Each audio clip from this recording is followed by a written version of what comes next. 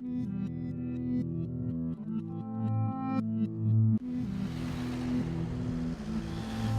est sur la Saône, au nord de la ville de Lyon. Il y avait une sorte de port qui s'appelait la Gare d'Eau. On voit bien le pont, mais effectivement, ce qu'on ne voit pas, c'est qu'on a intervenu sur plusieurs centaines de mètres en amont et en aval, des deux côtés.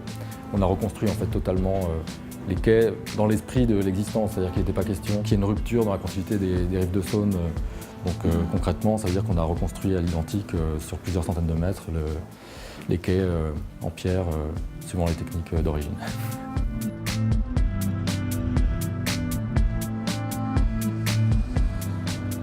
La forme du pont était définie clairement par le site, et en particulier par la présence du pont Masaryk qui est juste à côté. Ce qui est un peu particulier, c'est qu'on a construit un pont à 100 mètres, même pas, d'un pont existant qui est un des plus anciens ponts de Lyon, donc qui date du début du 19e siècle. On voulait qu'il y ait un écho entre les deux structures. L'idée, ça a été de reprendre le travelage, donc d'avoir deux portées symétriques avec une pile centrale. Mais on l'a travaillé de manière inversée, c'est-à-dire que Masaryk est une structure suspendue, donc avec des câbles qui suspendent le tablier. Et nous, on a fait l'inverse, on a fait des arches qui prennent finalement le chemin inverse de la structure suspendue. Donc voilà, il y a un dialogue entre deux formes opposées, mais qui en même temps sont dans le même alignement.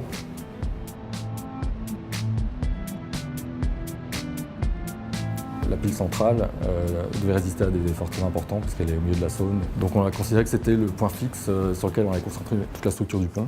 Et donc dans le dessin, les deux arches, les quatre arches qui partent de la pile centrale, reprennent la même géométrie et viennent s'affiner effectivement pour se rattacher de la manière la plus légère et la plus délicate sur les rives qui sont les quais de Saône historiques qu'on voulait préserver au maximum. Et on avait très peu de marge de manœuvre. Donc on a dû mettre au point un tablier extrêmement mince, un tablier mixte acier-béton, donc avec une sous-face métallique et qui est remplie de béton. Et ce qu'on appelle les porte-à-faux, donc les trottoirs qui sont de l'autre côté de la structure, qui eux sont en structure métallique. Donc c'est deux structures différentes, mais qui sont visuellement dans la même continuité.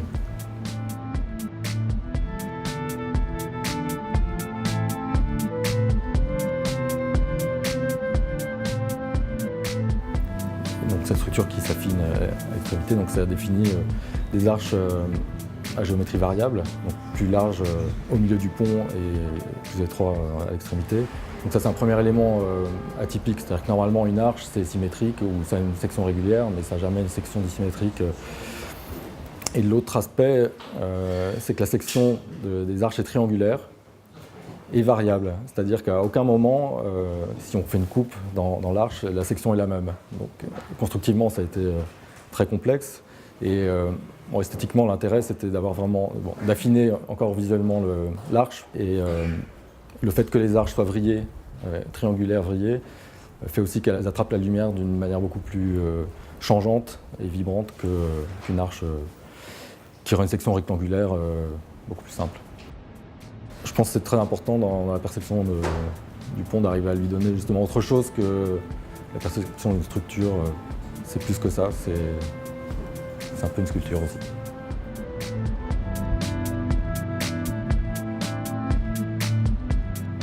Pont routier ou pont mode doux, je pense que c'est vraiment les deux. En fait, on a un pont qui a la même largeur en réalité pour les piétons que pour les voitures. Et pourtant, on a 4 voies de circulation. Donc, je pense que c'est cette générosité qui est intéressante.